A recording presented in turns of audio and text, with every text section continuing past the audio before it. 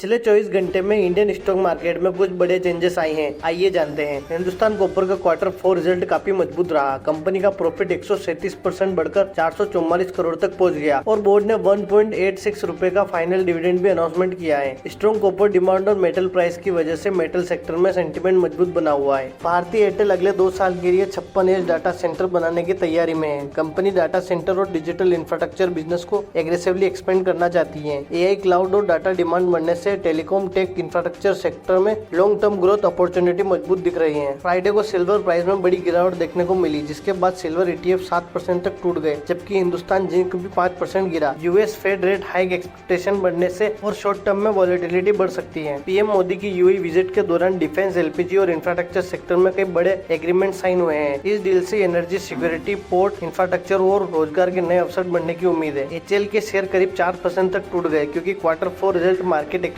से कमजोर रहे। ब्रोकरेज ने वीक प्रॉफिटेबिलिटी और मार्जिन प्रेशर को लेकर चिंता जताई। हालांकि long term defence order book अभी भी मजबूत मानी जा रही है। इंडिया का ट्रेड डेफिसिट अप्रैल में बढ़कर $28.4 बिलियन तक पहुंच गया, क्योंकि इंपोर्ट में तेजी बढ़ोतरी हुई है। हालांकि एक्सपोर्ट ग्रोथ अभी भी मजबूत रही, लेकिन राइजिंग इंपोर्ट फ्यूचर इन्फ्लेशन और रुपीज प्रेशर बढ़ा सकते हैं। यूएई स्ट्रेट ऑफ हॉर्मुज को बाईपास करने के लिए नई ऑयल पाइपलाइन कंस्ट्रक्शन को फास्ट ट्रैक कर रहा है। मिडिल ईस्ट टेंशन के बीच ये कदम ग्लोबल ऑयल सप्लाई सिक्योरिटी मजबूत करने के लिए फ्यूचर रिस्क को कम करने की कोशिश माना जा रहा है। और ऐसी ही डेली इंडियन स्टॉक मार्केट की अपडेट्स के लिए फॉलो मनी मैट्रिक्स।